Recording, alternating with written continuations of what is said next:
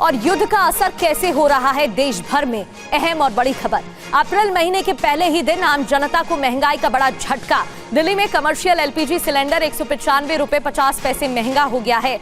कोलकाता में 218 रुपए महंगा हुआ है कमर्शियल सिलेंडर। दिल्ली में अब 19 किलोग्राम वाले कमर्शियल एलपीजी सिलेंडर की कीमत है 2078 रुपए और 5 पैसे। 1 मार्च को 19 किलोग्राम वाले सिलेंडर की कीमत में 114 रुपए की बढ़ोतरी की गई थी। घरेलू गैस सिलेंडर के दामों में हालांकि बदलाव नहीं। तो ईरान युद्ध का भारत पर भी असर देखने को मिल रहा है और इस दौरान कमर्शियल एलपीजी सिलेंडर महंगा हुआ है। घरेलू गैस सिलेंडर के दामों में हालांकि बदलाव नहीं हुआ है।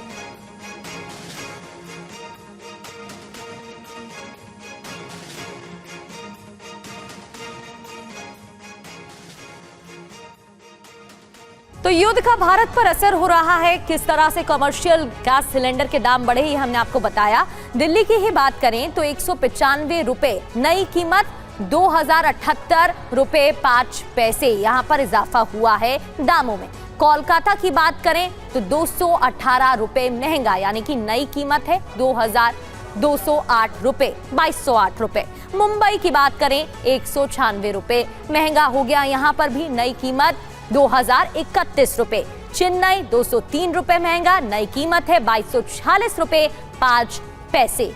तो यहां पर दामों में बढ़ोतरी हुई, इजाफा हुआ।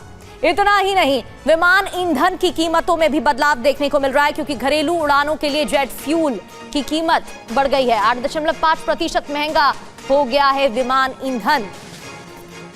तेल कंपनियों ने एटीएफ की नई कीमतें जारी की हैं। पहले एटीएफ की कीमतें 115% तक बढ़ा दी गई थी।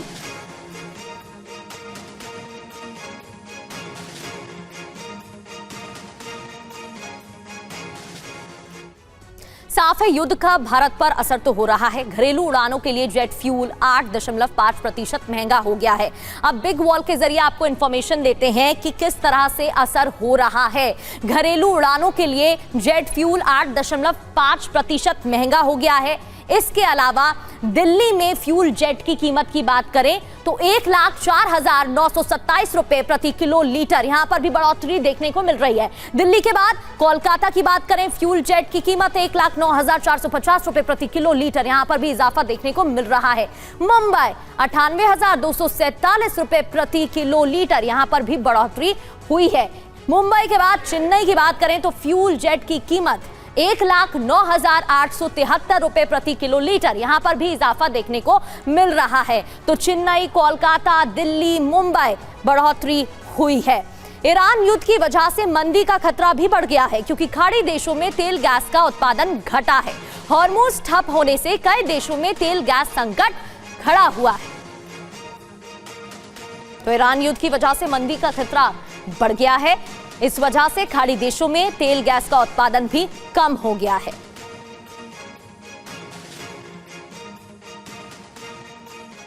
तो इन्फ्लेशन का खतरा है, ग्लोबल वॉर की वजह से मंदी का डर है और कैसे कीमतों में इजाफा हो रहा है। 33 दिनों मिडिल ईस्ट में भीषण जंग चल रही है। 33 दिनों की लगातार तस्वीरें आपको दिखा रहे हैं।